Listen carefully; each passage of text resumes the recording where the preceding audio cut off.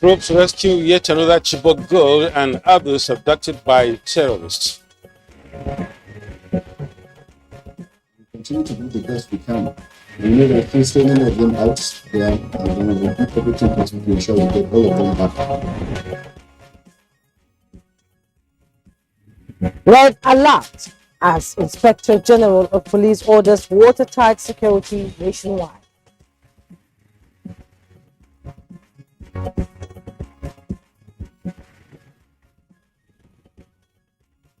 Kano residents count losses as rainstorm wrecks destruction in ancient city. The incident brought a lot of people into difficulties. I have no means of rebuilding the house.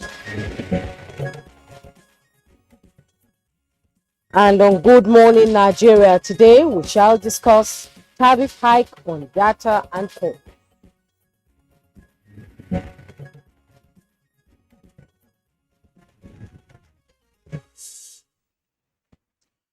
Well, it used to be a big deal to contemplate or even implement tariff increase on any public utility or service, considering the public outcry that such an action could generate. What do you think, Juma, about this? Well, actually, Nadabo, as it is today, with so many sectors of the economy privatized already, you may not always be consulted as a consumer before tariff hike is slammed on you. Indeed, times are changing. And like an African proverb says, when the drumbeat changes, the dance steps also change. That is precisely what is playing out with the economy and ever-dwindling revenues in a post-COVID-19 era, as governments all over the world are looking for novel ways and means to show up revenues in order to sustain the business of governance. And to this end, increase in taxes is commonplace around the world, and the federal government already leveraged on that when it increased value-added tax from 5 to 7.5%, in line with the Finance Act 2020, with statutory enactment from 1st January 2021. And we're yet to see the last in terms of implementation of the Finance Act, as the federal government says it is set to begin the implementation of 5% excise duty tax on all voice calls, SMS, and data services, in addition to the existing 7.5% value-added tax, VAT, paid for goods and services across all sectors of the economy. Indeed, Juma, that announcement from the federal government, through the Finance Minister, Zainab Ahmed, generated some disapproval even within government circles, as Minister of Communication and Digital Economy, that is Issa Ali Pantami, at a forum in Lagos, faulted the timing and implementation of the 5% tariff hike on the telecom services, and saying it will erode the gains being recorded in the sector. Well, however, the Finance Minister, through a statement by her media advisor, says there is no going back, as henceforth the 5% excise duty on data and calls will be collected by telecom operators and payment made to the federal government on a monthly basis on or before 21st of every month. Now, indeed, Jumai, the Finance Minister, insisted that all relevant ministries and agencies have been alerted of the 5% that is hiking telecom services through a circular issued in March. And we recall that the notice given in March generated so much hue and cry. But as it says, the time has come for implementation. So the question is, what impact will this have on the telecom sector, including subscribers and businesses in the country? What does 5% tariff hike in telecom services translate to? And how much revenue will this tariff hike be raking in for government on a monthly basis, considering that Nigeria is one of the largest telecommunication markets in Africa, with significant increase in telecom subscribers from about 180 million in 2019, that is, to over 200 million active subscribers as of 2020.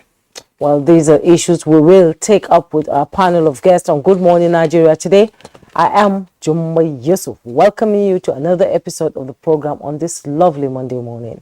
Lovely indeed. And I am Yusuf Nadabu Usman, joining my colleague Jummai to welcome you to Good Morning Nigeria, reaching you live on the network service of the NTA. It is a wet morning indeed since yesterday. It's been raining since for the past 3 since days. Sunday, right? Yes, yes. That's really Since great. Saturday. Since Saturday, really. We're reaching you live from the NTA, really, and then we really want to warm you up with the complimentary segments we have when the time comes. For now, we shall now, join, Nolin Abel for the morning news. Nolin, good morning. Good morning, Adabo and Jumai. Welcome back from your trip, Jumai. Thank you. Good morning, Nigeria. And here is the news.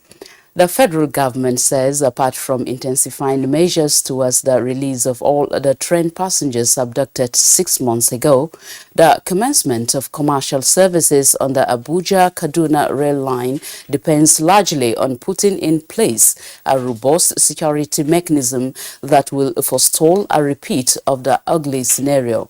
The Minister of Transportation, Muazu Jaji Sambo, re-echoed this in Lagos while also giving an update on the commencement of freight services on the standard gauge of the Lagos-Ibadan rail line.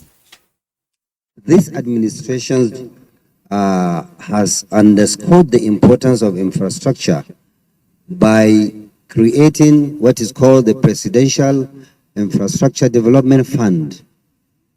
If you know, to drive certain priority legacy projects. There is no administration in this country that has invested in infrastructure like the Buhari administration. We are also looking at the best world standard security system to put in place to ensure that forever such a thing will never happen again. Troops of Theatre Command Joint Task Force Northeast, Operation Hadinkai, have rescued another Chibok girl alongside 3 other girls abducted within the theatre. The theatre commander, Operation Hadinkai, Major General Christopher Musa, presented the rescued persons and were supported with relief materials by NOAA President Salamatu Farouk Yahaya at the command headquarters in Maiduguri, the Borno State capital. Continue to do the best we can. We know there's still so many of them out there, and then we will do everything possible to ensure we get all of them back, including those ones that we had no idea they're abducted. We want to ensure everybody that has been abducted is released and back to his home so that he can enjoy with the family. Troops of Sector 1 have been able to recover at least 6 of the Chibok girls. This brings the number to 6 within the last 2 months. The Inspector General of Police, Usman Alkali Baba, has ordered the deployment of watertight security to cover all schools, hospitals, health facilities, and critical national infrastructure around the country. A statement by the Force Public Relations Officer Olumuyiwa Adejobi says the IGP gave the directive while reviewing the general security situation of the nation via reports from commands and formations across the country. The IGP further tasked strategic police managers at various levels to prioritize the use of intelligence gathering networks, particularly traditional local intelligence, to locate criminal hideouts and flush them out before the strike. Interagency collaborations among security agencies in Yobe State are continuing to yield more positive results as government in the state handed over to the rightful owner a herd of cattle recovered from suspected rustlers. 2 suspects were also apprehended in connection with the crime. The government of Yobe State is not only assisting the security agencies, but also organizing the platform where our security agency will have a better forum for interagency synergy coordination, and collaboration so that crime and criminality can be neutralized. We have to send the security for their efforts because their efforts have proved that in Yobe here, we have a good security. Nigerian Air Force aircraft have struck a terrorist gathering at Kurebe in Shiroro local government area of Niger State after intelligence revealed that the terrorists had assembled for an important meeting hosted by Boko Haram terrorist commander Aminu Dunia. Sources revealed that the airstrikes were conducted over the weekend, resulting in the death of many terrorists, though it remains unclear if Aminu Dunia was also neutralized in the strike. Recall that Kurebe is a non-terrorist haven as the local inhabitants vacated the villages in and around the area after the terrorists displaced them in 2021.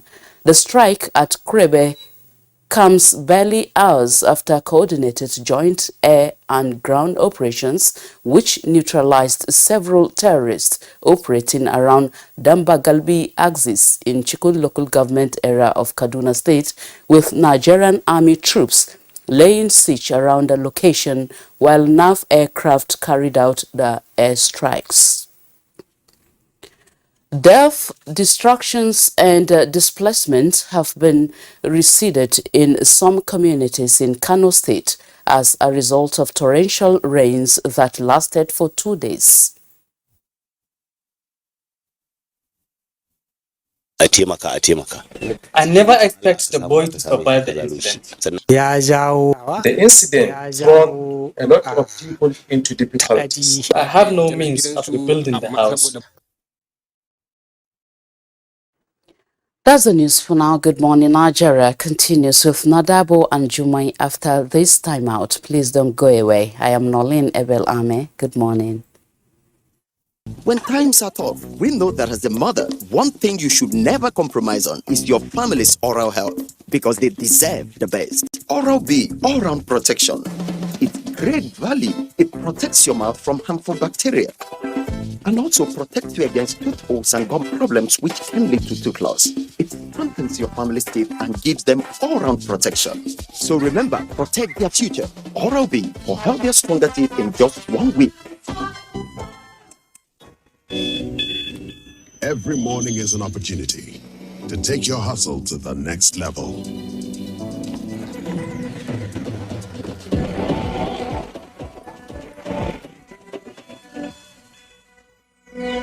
Every morning is one day closer to your ambition. So, make every morning count. Cup after cup, morning after morning. Start strong, finish strong. Nescafe. I dodge Amo. Obi, what exactly are you dodging? COVID now.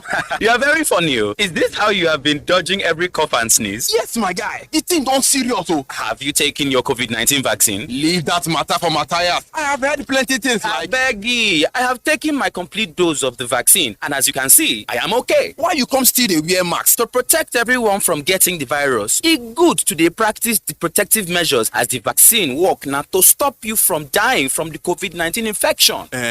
This your explanation makes sense. Go and get your COVID-19 vaccine. It is available in most public health centers and some approved private hospitals. COVID-19 vaccines are safe and effective. Protect yourself and loved one. Take the vaccine. Stay alive. Let us all celebrate safely and responsibly. Obi the Dodger. Abejo, I'm going to get vaccinated now. This message is from the Ministry of Health, Ministry of Information, NCDC, NPHCDA, and partners. The ever-busy ancient city of Onitsha is a commercial hub with millions of commuters seamlessly linking other states daily for business, leisure, and other purposes. To upscale its road network, the construction of a 1.6-kilometer-long second Niger bridge, including a 10.3-kilometer highway furnished with other infrastructure, has been in motion by the federal government. This project will ease congestion on the existing 56-year-old Onitsha bridge and boost the economic capacity of the state as it easily connects to other parts of the country. The completion of the world-class second Niger Bridge Onitsha will be one of the many proud moments of the state, its people, Nigerians, and foreign investors. Onitsha, which hosts the largest market in Africa, is geared up to boast of an impressive road network. Once again, these moments are made alive by the federal government, and it is deserving of all the applause.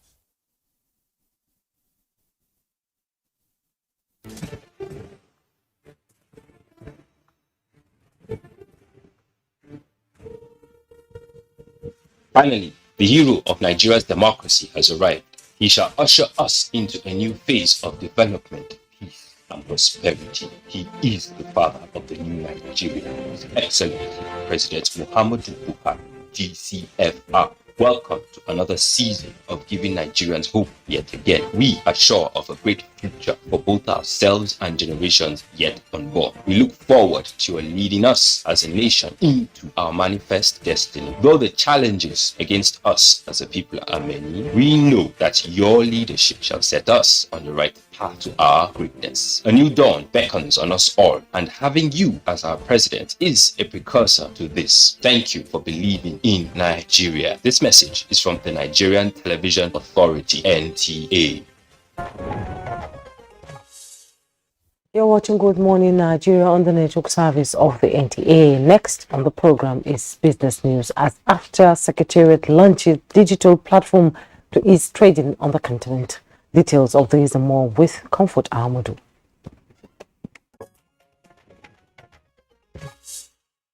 The African Continental Free Trade Area has launched a digital platform aimed at easing trade on the African continent. The platform, known as the AfCFTA Hub, is a clearinghouse for national, intergovernmental, private and public digital platforms to connect all businesses and drive the success of the free trade area. The hub is designed to grow into a single trusted directory for services and make AfCFTA the most inclusive free trade area in the world. They are the ones enjoying, and the government is losing out on money. So we must block them and work together.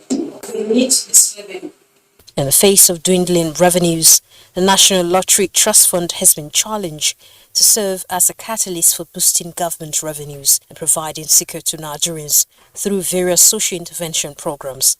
Permanent Secretary, Minister of Special Duties and Intergovernmental Affairs, Ibini Roberts, during a visit to the Trust Fund, is optimistic that a robust regulations of lottery activities will rake in substantial revenues that can be redistributed for the well-being of Nigerians. The policies enhance revenue generation to government. We are to the very critical times in the history of this nation, where revenue is now plowed back into the payment of debt. In the global markets, firms are more cautious with cash amid economic uncertainty as stock market recovery faces a new hurdle. As a result of the hurdles, JP Morgan and 10 other leading firms have all paused buyback plans while reporting second quarter results, deciding to hold on to cash instead, as the Federal Reserve's interest rate hikes risk driving the economy into a recession. With business news, Comfort Ahmadu. Oh, many thanks, Comfort Ahmadu, for the business package. Next is the newspaper review.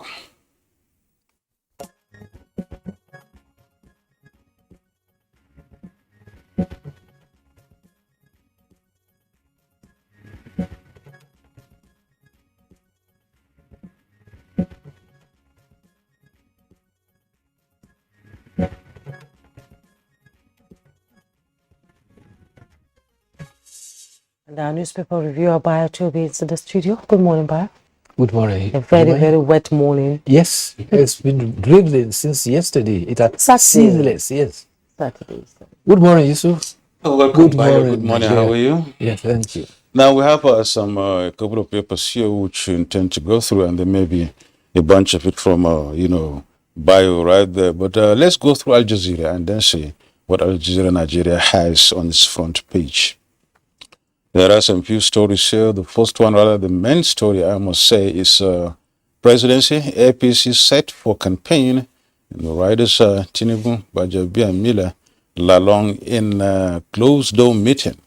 The second rider is support groups, map out strategies. Details of all this can be gotten on page 25. Down a little, CBN fintech support startups to boost e-naira penetration.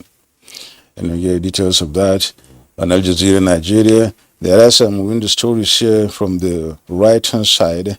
It says, Ikweremadu, that's on page 13, Ikweremadu, Ohaneze wants federal government to facilitate transfer of suit. Page 15, IGP orders tight security nationwide. Al Jazeera, Nigeria has on page 13 again, flood kills 50, displaces schools in Jigawa. And on page 14, 29 billion naira grand rent, FCTA to prosecute 413 defaulting property owners. And on page 12, gunmen invade Nasarawa school, kill teacher. And right at the bottom of the page, the front page of Al Jazeera Nigeria, we have this story on page 29, which says 2023, vote cautiously, Jonathan urges Nigerians. And on page 11, we have Akiridolu meets Ibira community over Owo church attack. And finally, on Al Jazeera Nigeria, that's on page 2 of the front page, we have terrorists overrun Gasso local government area in Taraba State, killed 13 persons. Now, these are the stories trending on Al Jazeera Nigeria this morning. Juma? Yeah, good morning. Yeah, just in the still in the Al Jazeera paper, we're talking sports actually, and I believe that women are making a headway in sports as Minister applauds teenage gymnast Honor Siruka for gold medal feat. It's for gymnasts in Nigeria, it's quite a feat, don't you think? Yes, well, this is a fallout from the Commonwealth Games that just ended. You know, Nigeria won about 35 gold medals, and 20 of them came from women. So our women are trying. Well, the men too are trying, but before the Commonwealth Games, there was serious scrutiny and careful and meticulous selection of athletes. Only athletes that had the potentials of winning medals were encouraged, especially those who met the international time limits and other standards. And so that is accountable for the success. But be that as it may, Nigeria is now back and ready to take up its places. Talking about the females, only yesterday night, the Nigerian Falconers, our under-20 female team, they beat South Korea 1-0. In fact, the match was supposed to start at about 9 p.m. But because of serious rain, the match was delayed for nearly an hour. But when eventually it came, our Falconers were up. They beat South Korea 1-0. And that is their second victory. The first match was against France. They won also by 1-0. And so the Falconers have already registered 6 points, and they have automatically qualified for the next round. But they have to play their third match, which is against Canada, and that will be coming up on Wednesday. So, by the way, we won't shy away from what Juma earlier said. That's talking about the exploits of women in sports in Nigeria. And that's not to say, as you said, men are not doing really very good. But one great, very important, factor raised, which you really mentioned, is the scrutiny being given to sports this time around before selection is being made. And this is what should be maintained and then carried into the next generations to come, because most countries, that's what they do. Yes. And that's why they maintain their feet wherever they go. Nigeria has, great potentials, especially tremendous potential in sports. So I think we should just not let go of this very tactic, yes, and then move on with it, so much so that we'll be able to at least maintain this winning field, especially by the women. Our Achilles heel has actually been in the swimming water events. Yeah. Much as we have a lot of riverine areas and coastal area, we have not exploited the potential for swimming. The other day we were mentioning about all African Games. There was an Egyptian young girl, Fatena Fifi. She's earned 13 gold medals in one All African Games, and that was enough to take Egypt up the medals table. And also up north, in the past we used to have athletes from the Plateau, Adamawa area, for long distance running. What has become of them? We need to groom it. But the Honorable Minister for Youth and Sports is saying that there is a deliberate program now to catch people, maintain them, sustain them, and train them.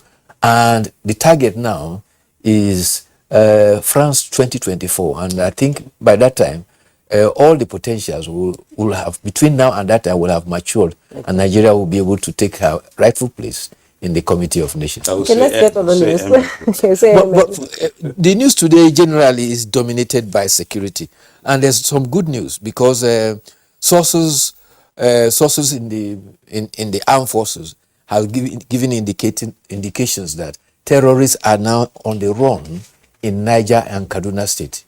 The Nigerian Air Force has carried out Operation Show No Mercy, and there has been some bombardment in locations in Niger and Kaduna State. Specifically, there is an area that is called, is it Kubebe in Niger, where terrorists had actually taken over a community.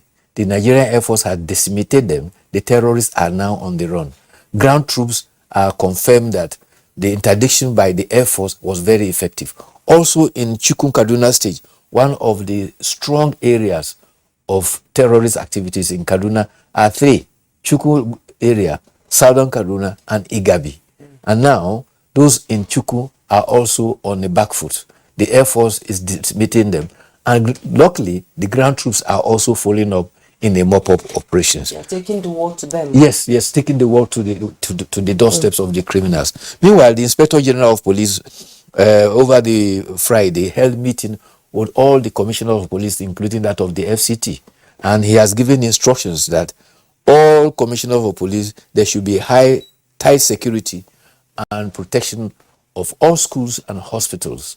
Other areas that he has given instruction to is that IGP Usman Baba has directed that regular patrols stop and search and raids at areas that are known to be highly hideouts for criminals should be carried out. And therefore, members of the public are also alerted to cooperate with security agencies, give them information, and also not to be alarmed if they see serious presence of the police. But this time, the police too are taking the war to the criminals. And in the courts, you remember him, Hamisu Bala, otherwise known as Wadume. Yes. He has been sentenced to 7 years imprisonment. Only? He was convicted for escaping from lawful custody and also unlawful bearing of prohibited firearms.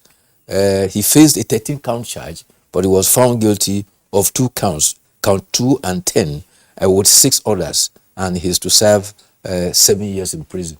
But I think there's still more of the cases coming because he has accomplices that were involving some policemen and some soldiers that involved in the killing of some members of the intelligence response team. That I think that case is still to continue. And also in the Imo State, the Imo State government is contemplating setting up a vigilance group. This is because they want to stop the activities of Ebubeago. There have been complaints that Ebubeago is responsible for killing of several youths. In fact, in Enugu, over last weekend, there were demonstrations by youths that they don't want Ebubeago again. For Imo State now, the political advisor to the governor says that the Imo State House of Assembly has already passed a law and they are going to establish Imo Voluntary Vigilance Group that will replace Ebubeago. And it is hoped that this will take care of the concerns that the youth have expressed. Well, we talked about last week on Friday, we reported news that Governor Nyesom Wike of Rivers State had filed a suit asking for the Federal High Court Abuja to look into the primaries or convention of the People's Democratic Party. It has been denied that there was no such suit. So one needs to be very, very careful. Some of the stories that are peddled today. Falsehoods is coming to the forefront as news. So false news is becoming very prominent. As if it's the news itself. Yes, because in this political campaign, going beyond fake news, going beyond fake news, becoming false news anyway. And it's becoming really worrisome in the sense that this is a very serious issue when you look at it. You know, talking about a major opposition political party and, of course, sitting governor and a member, and, of course, talking about somebody who contested the presidential primaries. And look at the whole gamut of the story doesn't have an iota of truth or a line of contemplation for truth. And so And this should be addressed. And most of the time, people out there swallow it. Yeah, such information are peddled on the social media, and our colleagues in the conventional media, because they want to be as fast and as rapid on the social media, throw caution to the wind and become an accessory to this false information that is being peddled around. We're talking about the weather now. Flood kills 50, displaces scores in Jigawa. This is a story not only, if you recall, NIMET had given an alarm, serious alarm, and they repeated it at the beginning of the year. They repeated it about 2 months ago, warning that as many as 32 local governments in 26 states of the Federation are going to be prone to flood this year. And their whole idea was to alert all state agencies, especially National State Emergency Services and state governments, to clear people of low-lying areas so that the hazards of flooding could be limited. It's a recurring decimal every year. Yes, and unfortunately. I wonder what's been done about it. Even at that, Juma and Bio, when you look at the trend of events and activities, in this country, before this rain started last week, there has been drought, for over 10 days, 14 days, or even more in some states. And people were relaxed. People were even, feeling as if climate change has come fully to displace everything, not knowing that that's an attribute of the climate change, thinking about the fact that by the time it gets dry for a while or for a big while and people go to sleep, it comes back in full force. Imagine Abuja since Saturday or so, it has been raining.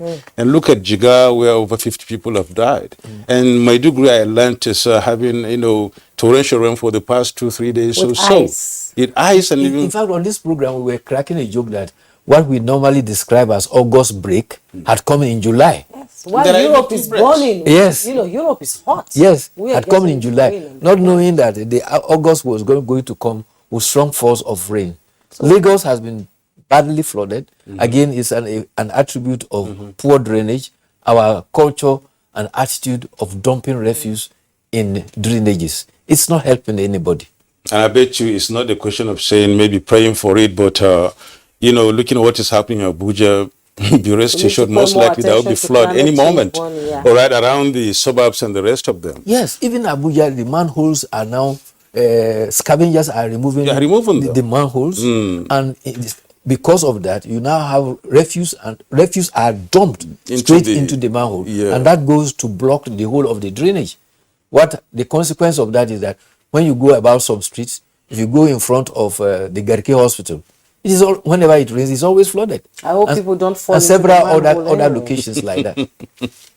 Okay, thank you so much, Bayo. Thank you for the review you've done this morning. It's a pleasure. Thank you too. Thank you. You're watching Good Morning Nigeria. We'll take a break. The program continues in a moment. Stay with us. Last time when you come, you say they fit too well. How your body now? As I go clinic, go do test. I get malaria. As I begin take my malaria medicine, I come begin well. I not even finish the medicine safe. I say make I save the rest of the medicine for another time. Mama put. Wait with this now. And the saving technique where take finish your medicine, now they make I use for you. So that when you come back, when better hungry don't catch you where you come back and shop the food. Mama put, see, which is the way you give me so. Better hunger go come wire my belly. If you not treat that malaria, if it's plenty for your body, and you see that medicine where you save, can't reach to treat them. I don't share. Thanks, Mama. I received thanks, so I could do am correct now. Fever na sign of plenty different diseases, plus including malaria. To test. If na malaria, then go give you correct medicine. If no be malaria, your health worker could tell you what to do. Now, Federal Ministry of Health and American people then bring una this message. The counsel of our fathers. I will urge and advise our younger generation to use talent and brain to sort out problems, not arms. Nigerian youths, let's build our nation together.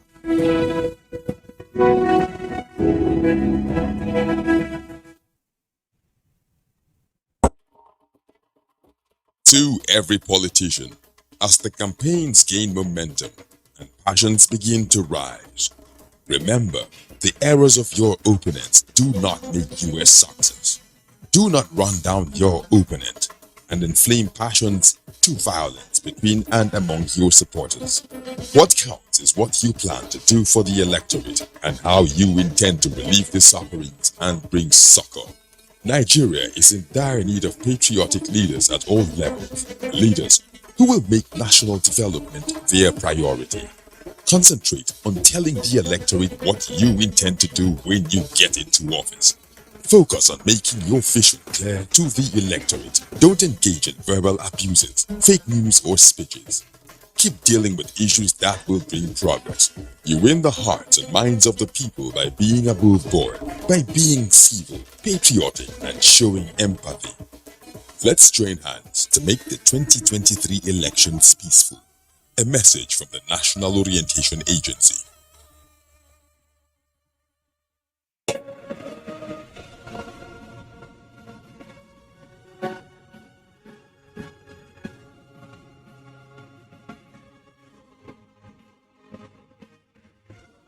We are all Nigerians. Against all odds, we shall and must remain united. We may have our challenges, our problems, and setbacks. However, together we shall overcome them all. What doesn't break us shall make us stronger. This is the mindset that shall bring peace, progress, and prosperity to our beloved country. Do not let tribal and religious sentiments govern how you think, act, or feel. Don't be influenced by those who want to destroy our precious national unity. Everybody who is a Nigerian is your brother and your sister. This is the mindset of the new Nigeria. It is also the mindset that we must all adopt. Let us support each other in creating the Nigeria of our dreams. This message is from the Nigerian Television Authority, NTA. You're welcome back. And as a prompt for our conversation, which is on the planned tariff hike on telecoms products and services, here's a background report put together by correspondent Joseph Osen.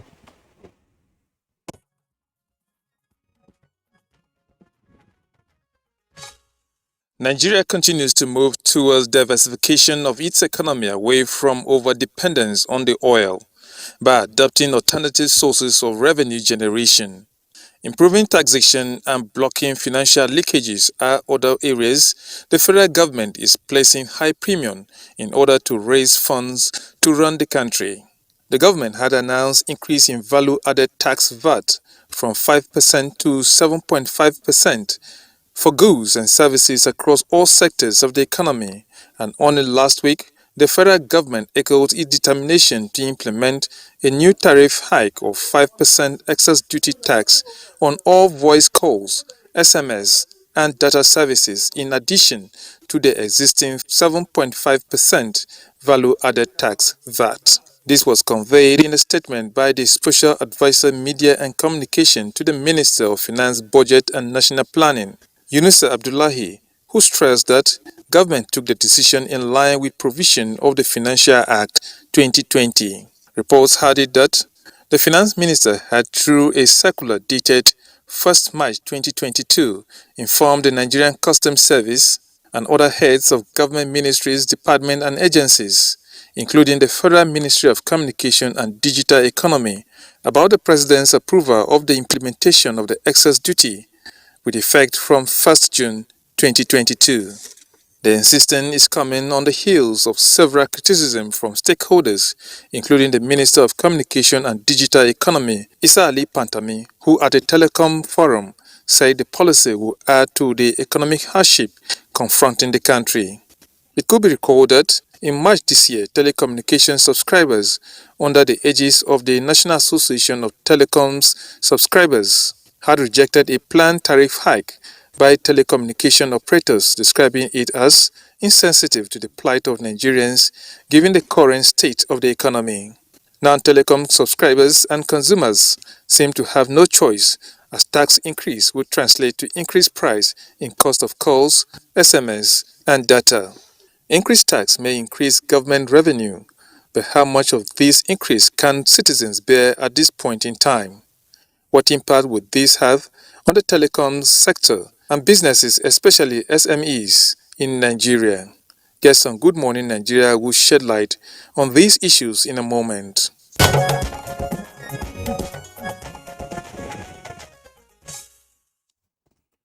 Well, tariff hike on data and calls is our business this morning. And then to do justice to this topic, let me introduce our regular here in this in Abuja and Good Morning Nigeria. In our studio here, we have Judy Ojo, a public affairs analyst, and a telecom subscriber, undoubtedly, who is another consumer too, like any one of us, among the 198 million we have in this country. Welcome, Jide. It's a pleasure. Thanks for having me. Good morning, Nigerians. Thank you very much. Another subscriber for sure, and of course, GSM owner, and then a guest here. He was once here the other time when we discussed the Ponzi issue, and it's talking about Ahmed Abubakar Tanimu, a lawyer, a human rights activist, and former banker. You're welcome to Good Morning Nigeria. Thank you for having me. Always a delight. Good Morning Nigeria. And joining us via Zoom from Lagos, we have Benga Adebayo, Chairman, Association of Licensed Telecommunications Operators of Nigeria. Thanks for joining us. Good morning, and thank you for having me. And we also have Chief Adeolu Ogumbajo, National President, National Association of Telecom Subscribers. He's joining us via Zoom from Lagos. Thanks for joining us, sir. Thank you very much. Good morning, Nigerians. It's a pleasure to be here. Okay, gentlemen, you're welcome once again. It seems as if we're into another, tax regime, I must say, to talk about the hike in data and the hike in price of data and coals. It also seems as if the die has been cast, given what the minister said. That maybe not going back depending on how the situation unfolds, but it's really a very serious issue talking about this hike and how it is telling on Nigerians and Nigeria generally. Jide Ojo, let's start with you. What do you make out of this? Well, I thought I was suffering from auditory hallucination when I heard that, because truth be told, if you go back in history of telecommunication industry, from 2001, first Nigeria had highest cost of licensing in Africa. As of 2001, when these companies were licensed, I think they paid about $250 million US. And Nigerians were saying, look, this is not the way it was in South Africa, even in Ghana. And they told us, apart from paying high, cost of licensing, they also have to provide power, base stations, 2 per site.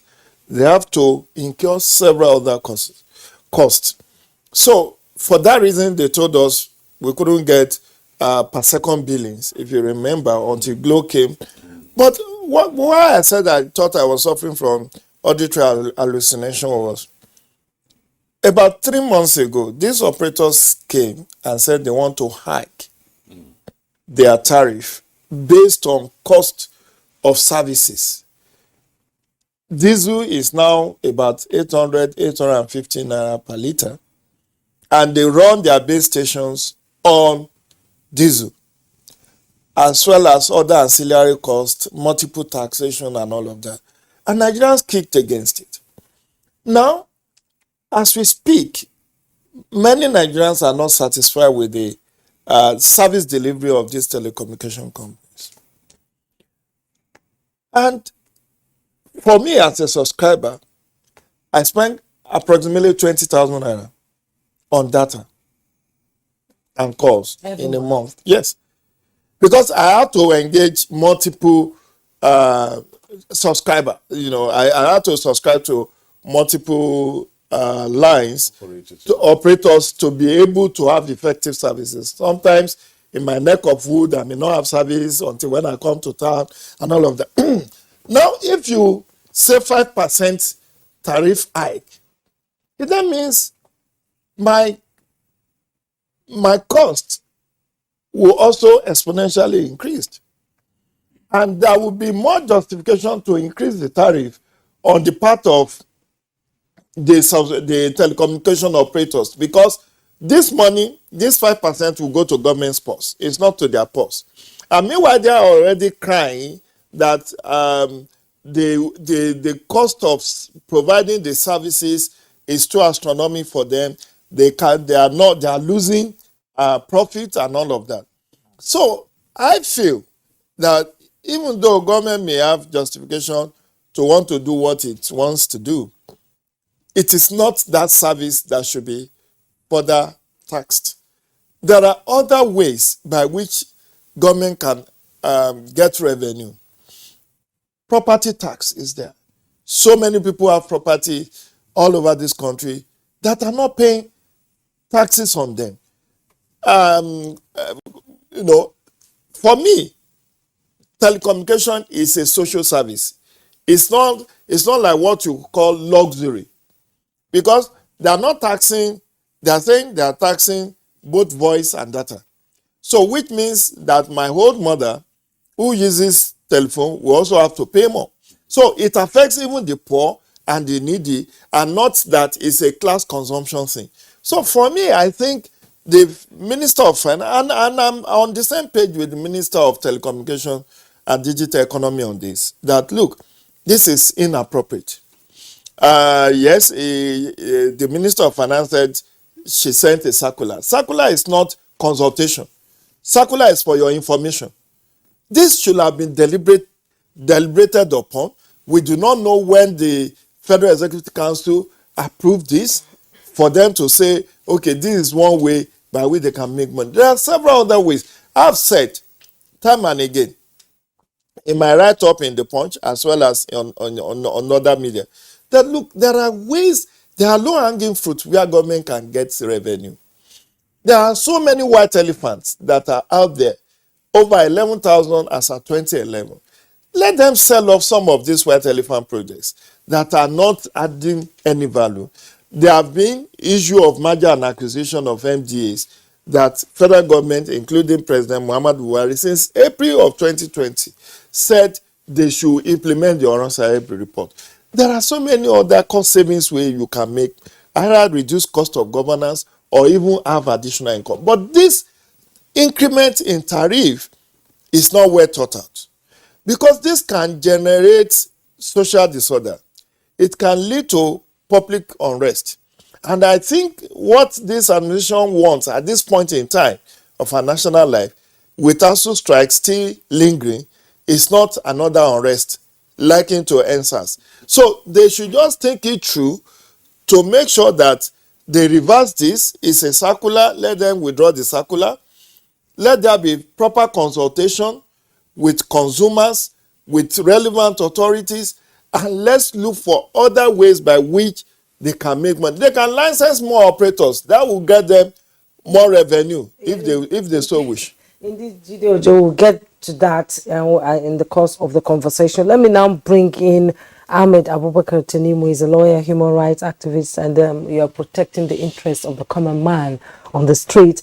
You know, Jide Ojo has lined up some things, White Elephant Project, merging of the MDAs, but when you come to think of it, most of these White Elephant projects and houses owned by the elites is practically untouchable. So who bears the brunt, directly or indirectly, of this hike in data and calls? And how difficult is it going to be for the common man on the street to be able to communicate? Thank you very much. Starting from where Jide stopped, already we are on a keg of gunpowder, and we are playing the game of fire, and it just need any little sparkle, like the whole thing will just there will be an implosion. A lot of Nigerians are already exacerbated with the hike in the cost of living. If you go to the market, the cost of the normal commodities, you go to any supermarket, you go to a regular market, going with a 50,000, 100,000, you come out with barely nothing. The cost of basic amenities of life are astronomical. So now you want to ask, what are we contending with? Is it the cost of even surviving? For the government, they might want to see telecommunication as a luxury. It's not a luxury, it's a necessity. Have you imagined staying without your phone for a day or two? Already, there's value added tax of 7.5% on most goods and services. So if you are now adding 5%, so the cost of maintaining, as Gigi rightly pointed out, everybody or most people that I know have Glow, have MT, have different service providers depending on the area that you live, because as you are moving, the network tends to fluctuate. The government is talking about improving small scale and medium scale businesses. Most of them rely on data, rely on service provider to kickstart their businesses. As a lawyer, most of our filings, like we do with on the CSC portal, you want to do research, you need data. I spend an average of close to 20,000 as well, and it goes round. So if they are making increments, it will have a direct impact on the already overburdened Nigeria. And a lot of people have been complaining that even the services are not effective, because when you load data and you are expecting to get a premium service, before you know it, your data has been exhausted. The same thing goes for the cost. I thought the approach that should be taken to address this issue is to look at the quality of services rendered by the telecom operators. Already there are instances, plethora of instances of income leakages and wastages. The Finance Act that was promulgated has it at the back of its promulgation to encompass the entire gamut of various laws that has to help the government in boosting its revenue. It covers fiscal responsibility by states, there's banking sector, insurance, so many areas that, as I said, they are low-hanging fruit that you don't need to do much. Go to other clime. If you look at the housing situation Gigi pointed out, when you own a big house, you are supposed to pay tax for it. But I can assure you, we don't have a proper record of the houses that are located in Nigeria in terms of ownership.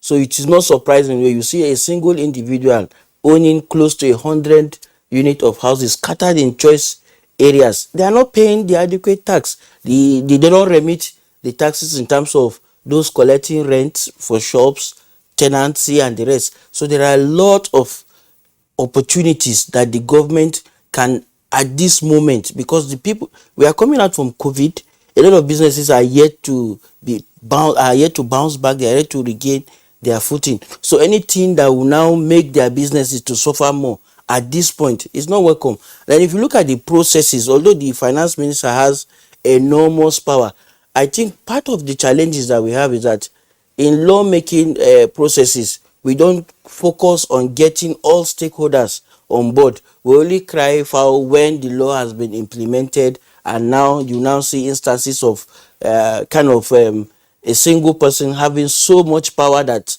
their wishes will now translate into law. Is a good thing. But is there no room for renegotiation of the terms? There should be rooms, because if you are making law, the law, generally speaking, is you don't make law for the society. You don't make law so that people will comply to it. You look at the shortcomings. You look at there should be a lacuna, there should be a gap. Then you now try to use the instrumentality of the law to now take care of that lacuna. So in this context, what is the lacuna? Are people not paying tax? They are paying tax. They are paying about 7.5% value added tax on all your costs. But the question that they should look at, issue of remittances, issue of income leakages.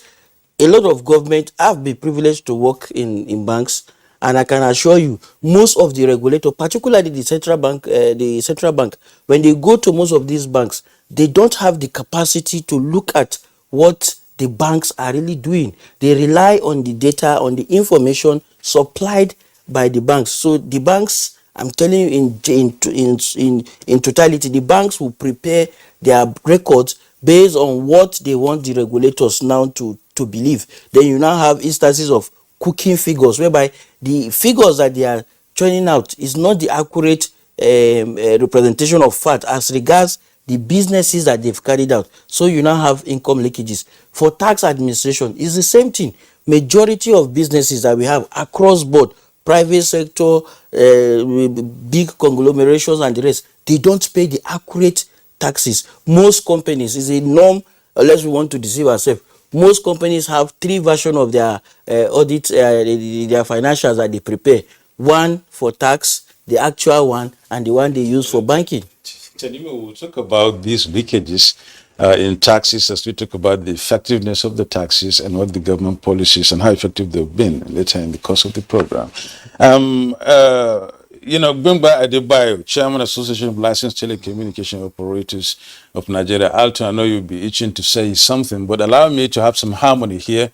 Harmony in the opening salvo. I want to go over to Adiolo Ogumbanjo, National President, National Association of Telecom Subscribers, and they hear his own views too about what these two subscribers, I must say here, I've said this morning about this hike in prices of data and calls. What do you make out of it as, a leader? Or I must say, as our leader, therefore, because all of us are your members, most Nigerians indeed. How do you feel about this hike? Thank you very much, sir. I must say that the other two gentlemen that spoke early has enumerated the plight, of consumers, what may happen when it is implemented. And but unfortunately, I must say that it is a no-no for subscribers. It is a no-no. And I know that on July 28th, the NCC actually had a get-together or stakeholders meeting, so to say, inviting all the stakeholders. They invited the Association of Licensed Telecommunication Operators of Nigeria, ALTON, the Association of Telecommunication Companies of Nigeria, ATCON, also the National Association of Telecom Subscribers, that is our organization that were also invited, the customs, the Deputy Controller General was also there in Abuja, July 28th. And they said, all they wanted to say, gave reasons why, they wanted to add the taxes and all that. But more importantly, they also now said that in other countries, like I think Kenya or one other African country, that this particular excise duty is also in place there. Those excise duty, those other countries they make mention of, does not have 36 or 39 other taxes that we're already paying here in Nigeria. So many taxes with the telecoms, goes with the telecom services, unfortunately, yeah. The telecoms sector that should be encouraged is now being taxed almost to non-existence. Sorry? We can hear you. Go ahead. Sorry? Yeah, we can hear you. Go ahead if you still have some more points to make. So I must say that the Minister of Communication and Digital Economy has also said that, and this was even about 3 days after we held the July 28th meeting, during the Nigerian Office for Developing Telecom Sector, NODIT's program, this is an agency domiciled in the NCC, said that it is a no-no. Look elsewhere. Minister Pantami is saying, I am in charge. You did not tell me officially. Let us forget about this. And our Honorable Minister of Finance, that is the mother of the nation, is now looking at impoverishing all her children by inflicting this tax on us. It's a no-no. It's a no for us. Thank you. Okay, my worry still remains efficient and effective service delivery. Nigerians pay more for data than any other country in African, parts of the world. How acceptable do you think the subscribers will be to this hike in data? Quite sincerely, during that July 28th meeting, the operators did say that, that is the mobile network operators, said that because of what is happening currently, cost of diesel, operational costs have risen, we all know, as enumerated by the other two gentlemen that spoke earlier. but they said that they are going to pass it directly onto the consumer. And this means hardship for everybody, both people in business, individuals that are communicating and all that. In other countries, taxes are definitely not as much as, look, telecom sector, even local government, communities are taxing the telecoms. Local government, state governments, they are facing, the telecom operators are facing so many hazards about, taxes. 39 already. You now want to join this that will mess up everything? It's a no. Okay, thank you so much, Jiolu. Let's hear from Benga Adebayo, Chairman, Association of Licensed Telecommunication Operators of Nigeria. I know that meeting of July 28, where all decisions were trashed, you were part of it, I believe, and then you heard, the pros and the cons and the rest of them. I know that you are not really very happy about what is happening, because looking at what your proposals are to the NCC and the government, talking about hike in 40% increase in whatever you want to do with the NCC and of course subscribers. 35% is going for operational cost, as you said, and 5% is now coming in as excise duty. That means you're not going to make any more, or rather you don't intend to make any more profit. Rather, you want to just stay at where you are if allowed to. Given the fact that these things are not coming up, there may be some increase, at least with that 5% operational cost, but with the 5, you have 40, and there you are suggesting, or rather proposing for 40% increase. Are we really, rather, can I say, are you really being fair to Nigerians? Are you not really adding more plaster on the wound in this regard? Well, thank you for having me, and once again, good morning, Nigeria. I also join in welcoming my co-panelists. We are license holders, and we operate under the rules of government. We are bound by the terms of our license, and as issues of taxes and levies are concerned, by law, we are meant to comply with government directive from time to time. So in this regard, we confirm as an industry that we are going to comply with government directive to apply additional 5% as excise tax on all services. But unfortunately, as an industry, we will not be able to absorb that on behalf of subscribers. Therefore, we would have to pass that directly on to the subscribers. In essence, we are currently applying 7.5% VAT on all services. Once the directive comes to effect, we will apply this 5%. That will translate to a total of 12.5% payable by all subscribers for all services provided by the industry. As I said earlier, we will not be able to absorb this on behalf of subscribers because of the very many taxes and levies that we are paying across the very entire of government. And therefore, we will have to pass it on to the consumers to pay. Now, how that impacts on the consumers, it's not in my place to say. I'm glad that I have learned fellows on the panel. They have spoken extensively to it. But I'm of the view that, the government directive, we are left with no option than to implement that. But there's a big question that one would really like to ask, because earlier in the year, we had raised concerns about the high cost of providing services, citing energy as one of the major costs, security as another major challenge. And everyone in government told us the time was inappropriate to consider rebasing our pricing.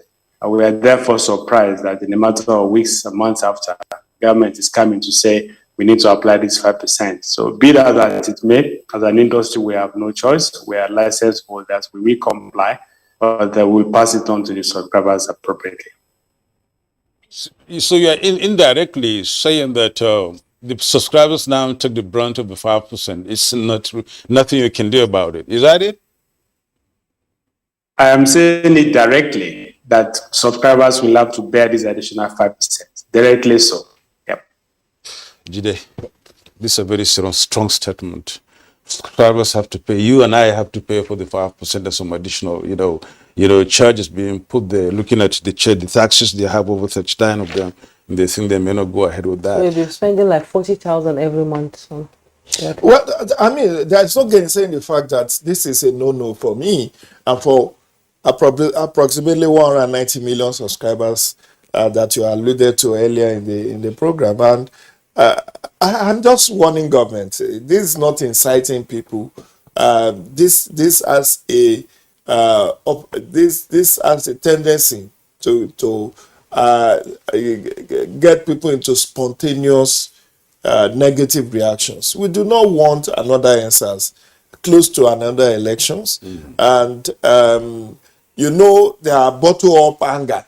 If government could say, because of suffering masses, that they would defer the removal of subsidy after the signing into law of Petroleum Industry Act, and look for 4 trillion to subsidize PMS, only petrol, in 2022, and are looking forward to 6.2 trillion in 2023, then I don't know why they will not allow us to have life, because now data is life.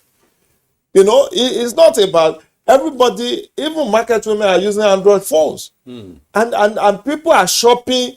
I don't know whether you've seen advert of a man who went to the market on behalf of his wife, and was doing video call to say which one should I buy. That's to tell you the pedestrian level at which people are now using data. It's not about calling again. My whole mother now, if I want to speak to her because of the distance, I do video call. So that you can see her. So that I can see her. Well. And it's not just data now. We are talking of both calls and data. So what are we talking about? This is a social service. It's not a luxury. They have told us that, this is a revolution that we have come to embrace. And they should not just test the resolve of Nigerians to resist this. Already, with ASU strike and the students already having pent up anger about this issue not being resolved, if this increase is effected and there is a backlash, they should not go and hold anybody responsible for being the ROAs or whatever, because the government needs to read the mood of the nation. Like my brother said, the cost of living is astronomical. Our lives, even including mine, people may not know. I live on borrowing. But how many people will you go and be knocking their doors and telling, oh, don't just look at me. If you dress for TV, people think you are well made. Thank you for that. No. Thank you for that. I'm only saying that the cost of living is astronomical. Cost of commodity, farm products, food items, and now services like this. What about the health sector? Oh, people are resorting to concussions. They are not going to hospitals again because of the cost of health services. If you go to, unless you go to government hospitals. If you go to private hospital now, you are more, even to treat malaria now, you need about 20,000. Sure. This malaria we treat for 5,000. So, if you now take a total package, now you are a salary earner, you have a regular. I don't have salary. I live on whatever consultancy I get. But imagine even the 30% salary increase that was approved in 2020. How many states are paying? With the exception of federal government, many of the states, over 20 of the states, have not started implementing. They are still implementing 18,000 naira per 18,000 naira minimum wage. So, where do we go from here? This government needs to read the mood of the nation. More so that the Minister of Digital Economy and Communication said this is inappropriate. Let them look for alternative. Look at stamp duty. 50 naira that we are paying on stamp duty. Look at the VAT with the increase in 2020 from 5% to 7.5%. We absorbed all of that. But to now bring this 7.5 plus 5, that's already 12.5. Of course, unless they don't want us to talk to ourselves again. And they felt that the best thing is to inflict this, because this is an infliction. And this will be hotly resisted, not by me, but by the masses of Nigerians. Because in worst case scenario, maybe I will stop, I will reduce. It's just like electricity tariff when it was increased. I mean, people now off their lights even during the night and all of that. But this call and data is even more essential than even electricity to us, because this is about what bridge us. This is what makes us to bond. This is what makes our travel to be unnecessary. Those days that you jump on the road and say, oh, I want to go and see Papa in the village, I want to, you call, you do video call, Papa sees you, sees your children, is at rest, and he can clarify issues. Sometimes I receive calls from my mom 4 times a day over issues. Oh, I forgot to mention this to you when we spoke earlier. But now, and who bears the brunt? I bear the brunt, because I have to provide the resources to make those calls. So I feel, sincerely speaking, jokes apart, government can look for extra revenue elsewhere. We have taken the 7.5 VAT, we have taken stamp duty, we have taken even the fuel price increase. Don't forget, Nicodemously, we are now paying more than the official pump price for PMS. About 10-15 naira has been increased about a month ago. That was surreptitiously done. That is despite the assurances that government gave us that fuel will not go beyond 165 naira per litre. So if Nigerians have absorbed all of this with the exponential and ripple effect on the cost of living as a whole, this should not be added. This will be an extra burden that they think, if they think very creatively, there are other sectors where they can make much more. We have talked about property. I mean, if you do proper ownership, forensic audit of ownership, and make sure that people pay appropriate tax on those, they can even rake more resources from that than they would by inflicting this extra burden on average Nigerian. Well, let's not go there now, because when they, the tax on the housing will now go back to the common man because he's paying the rent. Let's go back to Benga Adebayo. I want you to clarify something. You might say this is a global thing and it's happening all around the world. Global inflation has sent prices of energy out of the roof. But how did you test the tempo of the common Nigerian on the street for him to be able to understand this hike itself? And can you tell us here in the studio, what does this translate into monetary terms? The 5%. Why must the subscribers have to suffer for that? Well, that's the policy of government, and it's not my place to weigh the impact of a government policy on people. Government have the mechanism for measuring the public mood and also to gauging the public impact on matters like this. But what I would like to say is that, yes, across all jurisdictions, there are taxes and levies, but we are not aware of any country in the sub-region that's having to cope with, where the industry is having to cope with as many as 39 to 40 taxes and levies as an industry. And a number of them are punitive. A lot of them are aimed at service providers. We have become the industry that is of soft access because we're a highly regulated industry. We have a very strong regulator, and people know that we will always comply with rules and regulations of government. And in a number of states and local government areas, issues of taxes and levies, as one of my colleagues on the panel has said, it's quite impactful. Today we are dealing with about 39 of them. We are absorbing this on behalf of subscribers, and to bring additional 5% on us is certainly not in place. So I would like to say that we have always heard about excise duty on manufactured and imported goods. How services as telecom has now become one of those who attract excise duty is what we don't know. And also, what is also interesting here is that this tax is to be collected by the Customs Department. It's not actually going to the Federal Inland Revenue Service. It will be collected by government, the Customs Department under the Ministry of Finance. So it raises a number of concerns, actually, because it's a social service that we provide. And government coming with this kind of additional tax and what's now called excise tax on telecom services appears a bit worrisome. But be that as it may, the best we can do is to appeal to the public to understand with government. The best we can do is to appeal to subscribers to understand with us why we cannot bear that burden on their behalf.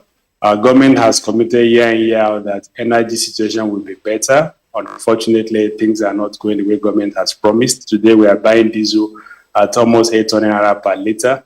Infrastructure companies that support the mobile operators are really suffering. In some cases, landing diesel on site could be as high as 1,000 naira per liter, depending on what part of the country. There are access issues, there are security issues, there are safety issues, issues of vandalization of our infrastructure, and all of this we are having to deal with.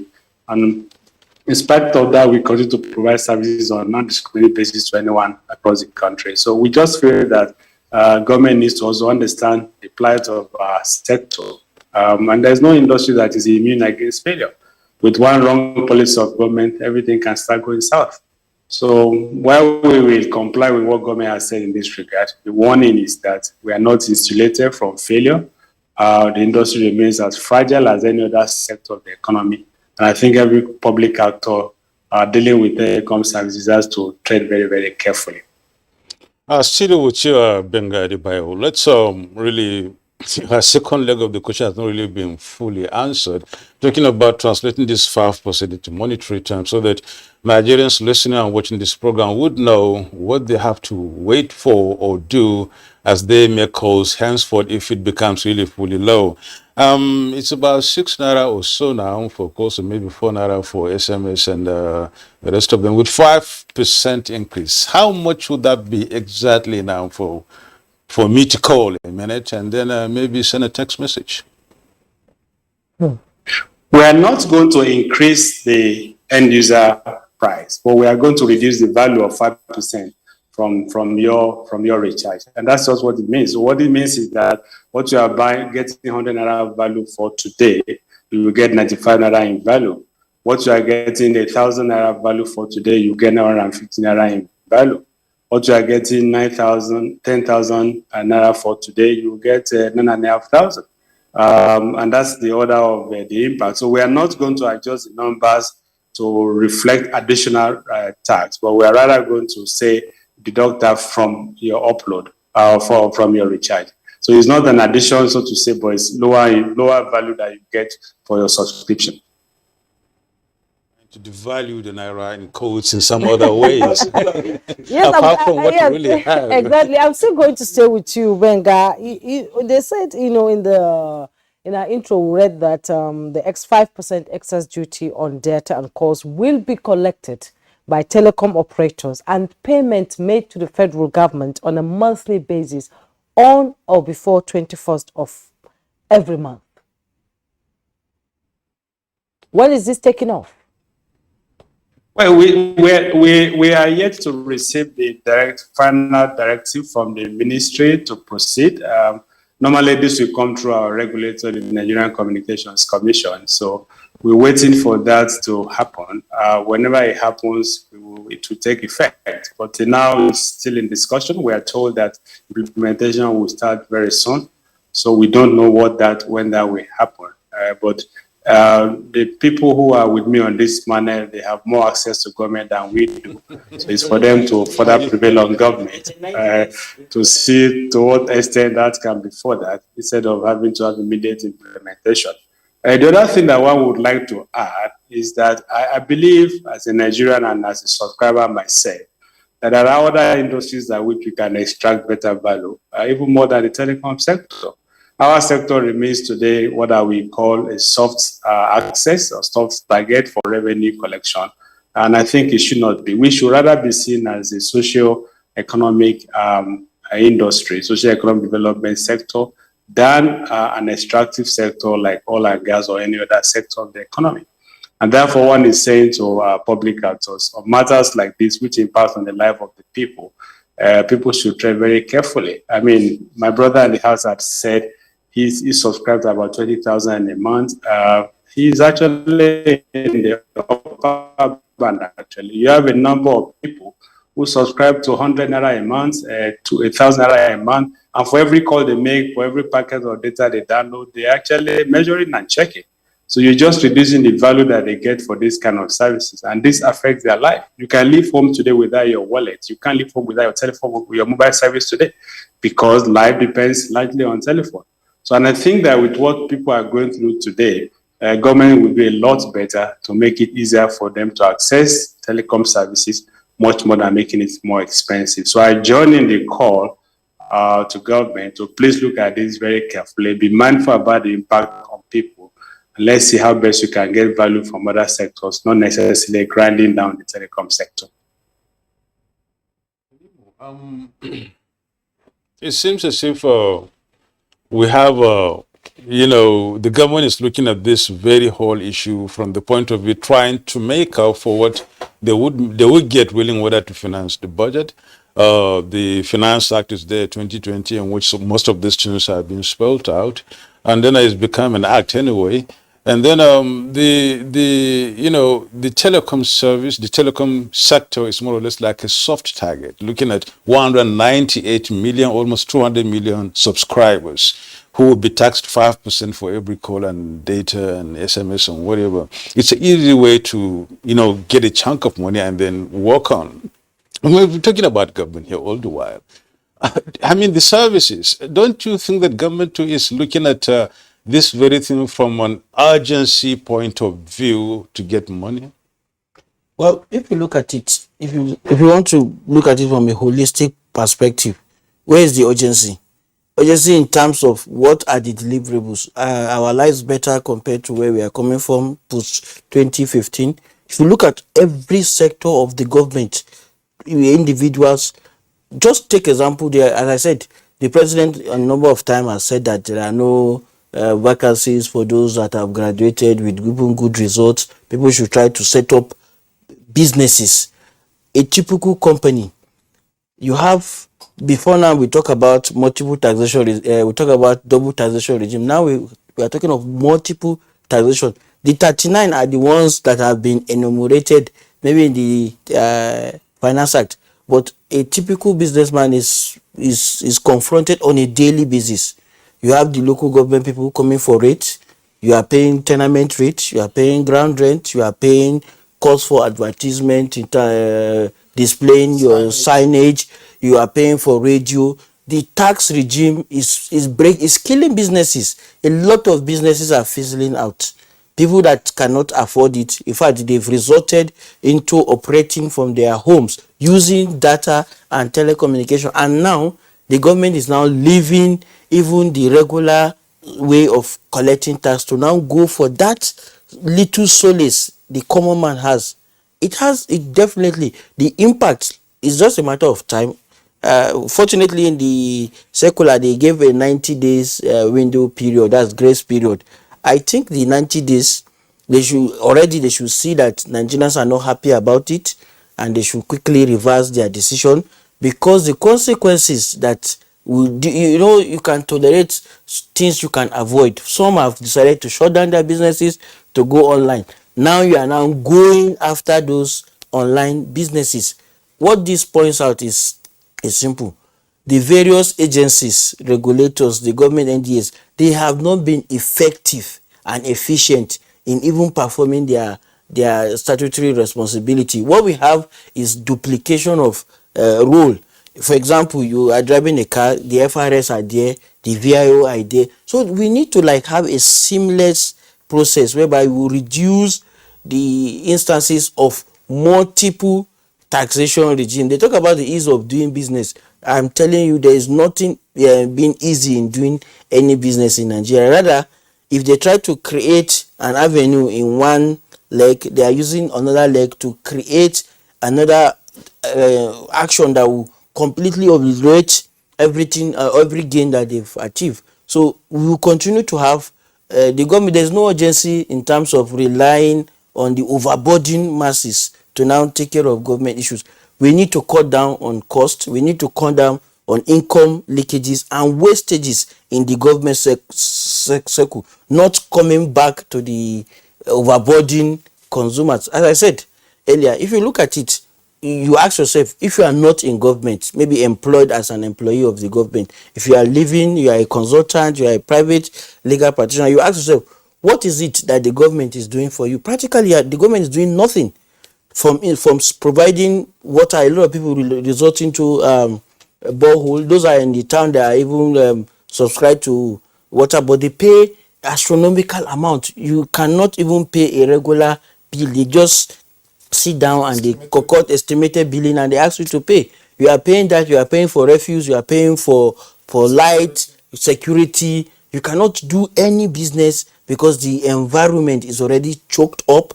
You are being, so to say, there's no incentive from the government. If they create one incentive, they will create multiple disincentives. So businesses will continue not thriving this time around. Business will continue to shrink. If you have thriving businesses, already, as I said, there is company income tax, there is personal income tax for the employees, for the companies that are doing businesses. So if you are closing those businesses to policies and tax regime, in the 39 list, it means gradually you shut down most of those other components of the Finance Act and now want to rely particularly on the data and the increment. It doesn't work that way. What the government should be looking at, there is no urgency. The urgency should be on the part of the government. The change should begin with the government. The government should be able to lead by example. They should be able to reduce the cost of goods. The Sonye report should be implemented. Should be implemented by now. You merge most of those agencies in the security apparatus. You have the police. You have civil defense. Most of them are even practically doing the same thing. Now you now have one issue that I want to equally raise is that most of our government agencies, they are not being supervised. Look at the CBN, the central bank, for example, who is actually supervising what the central bank is doing. The central bank have now joined into the foray of providing regular banking services. They have NASA, they have NASA Microfinance Bank. They are now becoming players in an industry where they are supposed to be regulators. Now you now have a Ministry of Finance with the custom is under the Ministry of Finance. So gradually, the Ministry of Finance are supposed to be like a regulator, so to say, are equally delving into the field. So who will now regulate what the Ministry of Finance does in terms of supervising the process flow, in terms of how the monies generated are utilized, what's the effectiveness in those processes? All these points to a single fact. The urgency is on the part of the government, not the overburdened masses. The government should try to reduce income leakages, should try to systemize their processes, and the focus should be about reducing the multiple tax regime. There are more than 39. When you start it, you pay for security. We are the ones providing for security for ourselves. We are the ones providing boreholes. We are the ones providing electricity. So practically, you are doing everything yourself. So I don't think we want to accommodate more burden. The government should look inwards. Okay, Ahmed Tanimu Abubakar, thank you so much for that insight. We'll take a break right now. When we return, our conversation will continue. Don't go away. Why didn't the producer? Every morning is an opportunity to take your hustle to the next level.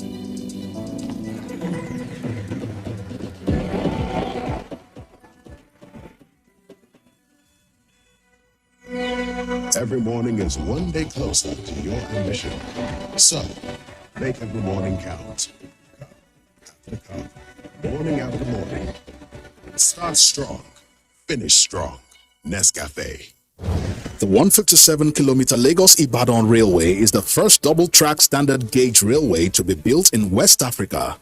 The Mobolaji Johnson train station is a masterpiece, an infrastructure that is gradually becoming an iconic building in Lagos State. The modern facilities put the station on a world map of train stations. Likewise, other new train stations across the country built to world-class standards. The train and its convenience is indeed an admirable effort, with commendations from Nigerians. This is a station that we have to commend the federal government for putting a beautiful face, empowering us in Lagos State, not only in economic and political arena. I can say that I'm really impressed with the infrastructures in place. Kudos to the Minister of Transportations. Kudos to the federal government. Truly, good things are coming out of Nigeria, and the federal government is deserving of all the applause. Nigerians, elections are here again. Let us shun violence. Let us play the game according to the rules. Do not be a thug. Say no to violence. Let's rise and defeat violence, crime, and sabotage against the peace of our nation. Nigeria is the only country we have. We must do everything to keep it united. We must avoid any act that promotes hate and disintegration. Say no to separatist movement, terrorism, fake news, hate speech, religious bigotry, and any act that tends to divide us as a nation. Watch out for strange gatherings and suspicious movements. Restrict access to sensitive documents and data, the disclosure of which may damage national security. Educate your staff and family, particularly on measures to safeguard information and report security breaches. Apply relevant legal security guidelines to protect yourself and your neighbors. Due to misinformation and wrong choices, some idle persons resort to vices in their greed to get rich quick. They resort to kidnapping, killings for rituals, and other heinous crimes. Avoid wrong use of the social media. Before you broadcast that false message, think twice. Ask whether it will promote peace or violence. For safety at home, still be security conscious. Educate your household on safety tips. Report all suspicious movements and persons to the security agencies nearest to you. Be a good citizen. Be patriotic. To pass security information, please call 0813-222-2105, 0915-339-1309, 0908-837-3514, or send a mail to dsspr@dss.gov.ng. This message is from the Department of State Services, DSS. Dialogue, empathy, love, and unity. These are vital components of nation building. For all to be well, we appeal that we should refrain from volatile, provocative, inciting messages and language. Let's build and not destroy.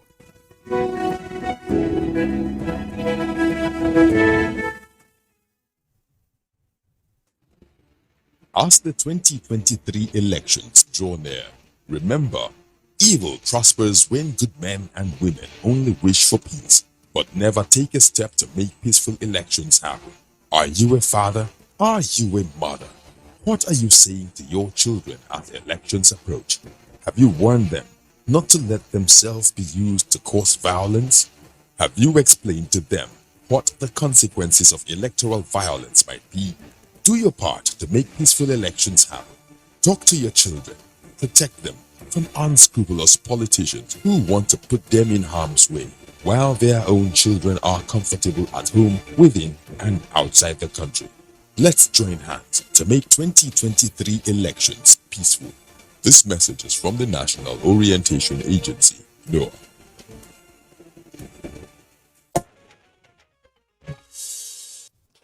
You're watching Good Morning Nigeria. This morning we're discussing, hiking costs and data. Let's begin this segment with, Chief Adiolu Ogumbanjo, National President, the National Association of Telecom Subscribers. Earlier, before we went on break, I posed this question to Tenimo. I'm now trying to get more conviction about how you think, or how you may think it may affect, government revenue, talking about the urgency and the number of subscribers you have in this country. If you're looking for money, you go for a big market, and there you'll be able to get your profit maybe in a day or two. And that could be, I don't know, that could be the thinking in the government cycle, the approach from the government and whatever it is. But all the same, people are still talking and saying that this is the life where data, as has been said, is life. And of course, GSM is not the link, but still, here we are. The link is trying to be broken. What's your comment? Thank you very much. I must say that Uncle Tamino had told us also that this tax is not particularly friendly. But again, you want to look at a situation where anything, when government wants to sneeze and they are sneezing, they now want a medication to buy. They would look at the telecom sector. I challenge government, let them tell us which sector has 39 different taxes already. Which other sector in this country and which nation in this world that the telecom sector has or 39 telecoms, 39 telecom taxes to date, anywhere in the world. Again, back in Nigeria, which other sector that has that sort of taxes from local government to communities, to local government, to state, to national? Even some government agencies are also, taxing telecoms. It's unfortunate. And I must say also that the impact is going to be a terrible one, because we used to, they say Nigerians are the happiest people on earth. We like communicating with each other. My mother in the village. Uncle Ojo has also said that, people can do video calls, I have children. It brings happiness to individuals. Do they want to ruin this? Businesses, we now, have the lady roasting corn. I've started roasting corn to tell the clients. Here we are, is helping businesses. For God's sake, you now want to again stifle us out of the business? No. The Minister of Planning, Finance, is a mother. She should not make, life more terrible to her children. Yes, she's a mother, and I'm saying that she should try and look at the welfare of the children, because she's the one insisting that they have to, increase this tax by 5%. And the particular minister in charge of the sector, Minister Pantami, is saying, look elsewhere. We are also at the forum of July 28. We told them, look elsewhere. Luxury goods, for instance, is it because it concerns everybody? To charge luxury goods because all these other alcoholic drinks and things, you can do all that. Look elsewhere. Not telecoms. Not telecoms. During the COVID-19 era, the telecom services we had then, the data we bought and everything, sort of took people out of depression. Imagine a lot of people staying home without doing anything. This really helped. It kept some people sane. So now that they are now putting this 5% hike on data and SMS and calls and all that, keeping in mind the 90-day window, can this be challenged, or is it too late? That is, the 90-day window is actually giving us some discussion. Is making us discuss these issues now. A government will not implement a policy that is anti-people, that is not, it's a policy that, should not be introduced at all. So, because it's an anti-people policy, we also must discuss it so that they feel the pulse of the nation and go back and say, sorry, it's a no-no. The general masses, the masses have said, we don't want it. And we are left with, they now say they have to by force. Well, we will have to go to the courts. They want to, that's the last hope of the common man. It's rather unfortunate, but we hope it won't get to that level. And yes, it's an act, but an act that is unpopular and is unfriendly, and it will inflict more injuries to the citizenry, to the individuals, to the businesses, to everything. I think it's a one act that should not be implemented for now. Okay, thank you very much, Adiolu.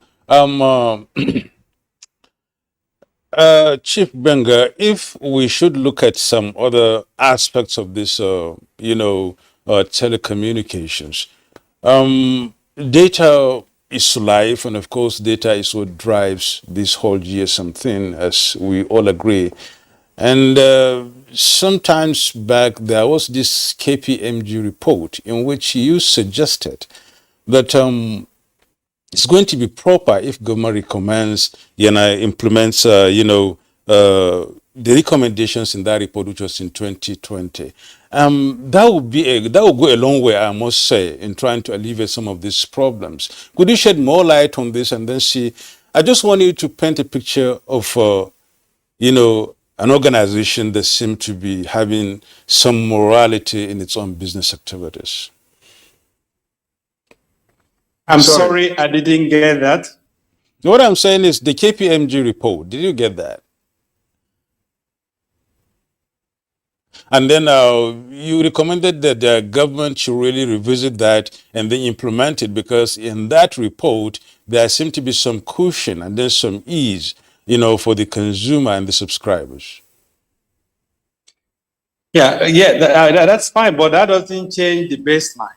That doesn't not change the baseline, because when you have additional tax introduced on a service that is considered socio-economic service, it certainly reduces the value that people get for it. So, be that as it may, that report comes highly considered, but the fact is that the purchasing power of the people is impacted by a decision like this. And that's why we're saying that government needs to look at it holistically. What do you do to impact something that affects the lives of everyone?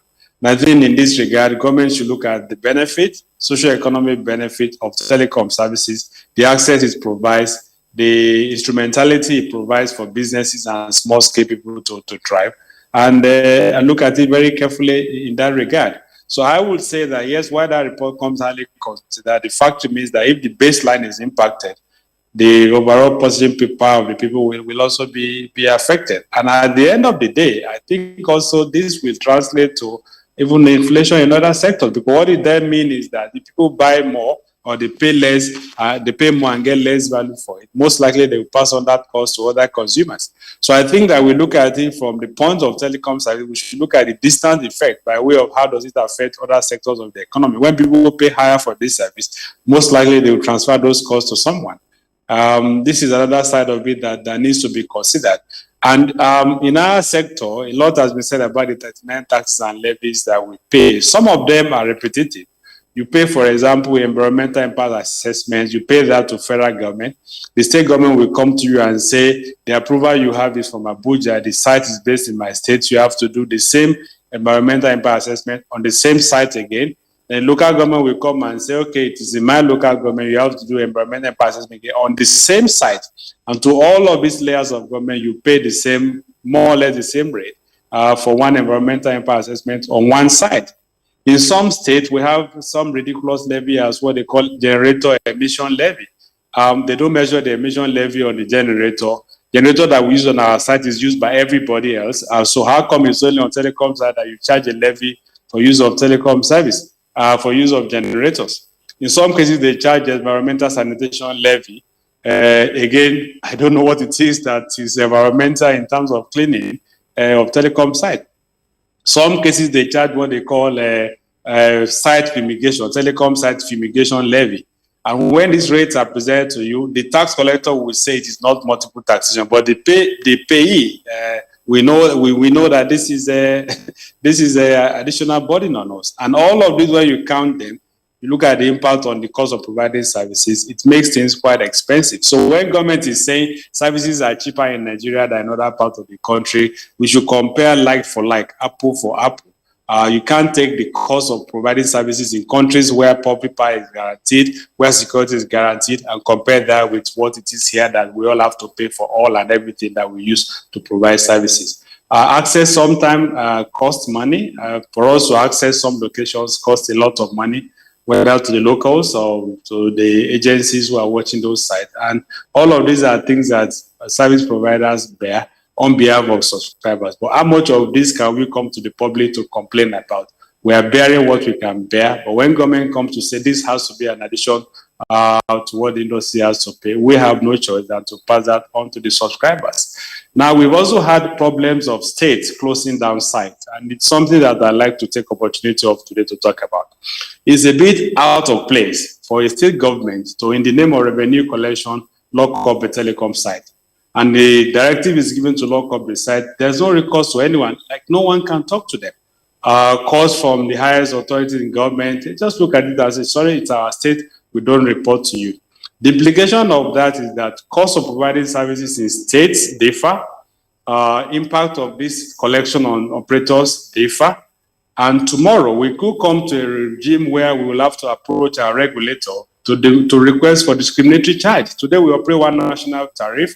That means that irrespective of where you are calling from, the rate is basically the same. Cost of services in certain states are a lot more expensive than other states because of the actions of government and public actors in those states.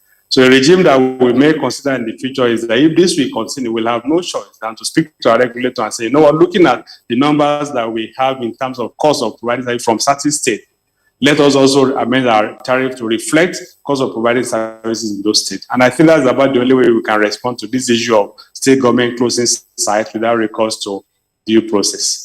Benga, just a minute. Benga, looking at what you've just said and then closely, when we look at it, you only do business, especially telecoms, when you have people. When you are all over the place, 198 million is no small amount of people where money could be gotten. And if these taxes are not really warranted, if these taxes are not really called for, and if for sure they are not supposed to be there, I mean, it behoves on you as an organization, as operators, as businessmen, to find ways of trying to make them real by even approaching the courts for interpretation and the rest of them. I don't know what you've been doing about that. The National Assembly too is there and the rest of them. I don't know. By doing this, I think we would be able to at least bring down the number of taxes in the states especially, and then maybe the subscriber that could translate to less value for the subscriber as she gets the service. Yeah, well, you're right. And in many cases, in many states, we're in court with state government. But unfortunately, you know, in some of those cases, might is right. So when they close the site, you are in court. They just disobey court orders, actually. The law of the land demands that before a critical site like telecom is closed, there must be proper court order obtained because of the impact on people. But in a number of those cases, those authorities don't even respect court judgment. They don't even follow the processes. And so when might is right, people do things that are completely out of law. And this is what we face. So we're saying this at all times. And the only response we can give to that kind of behavior is to now begin to consider discriminatory tariffs. So when you call from a state, it can cost double as it is from the other state, depending on the level of hostility in terms of taxes and levies that we pay in those states. That would be really, really bad for some states out there. But I need to ask a very important question. If based on this conversation and other conversations trending and the reaction of the Minister of Communications, Professor Fantami, the government decides to rescind this decision or reduce the tax maybe to 2.5 or 2%, what would be your reaction to it?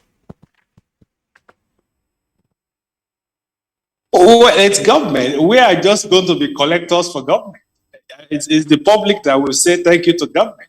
Government says to us as operators, collect this on our behalf and remit to us. We now have to register with Custom and Excise Department for reasons of collecting this tax. So if government says tomorrow don't collect, we will say to the subscribers, we are not going to transfer any cost because government has said no. So please go to government and say thank you. If government tomorrow says start collecting, we will go to customs to register ourselves. We will collect and remit to government. We are just collecting government. So the thank you will go from subscribers to government. So it's I would say it's just normal business for us. Thank you very much. Jide Ojo, we're rounding up. What's your closing thought? What would you tell us? What would you tell Nigerians about this? You've all done that. We've come a long way. And I don't want to believe the die has been cast. No, that is cast, and I think we are using this opportunity to appeal to the Minister of Finance, National Planning, to please reconsider that position. We do not want to have a conflagration on our hands. We do not want people to engage in civil disobedience.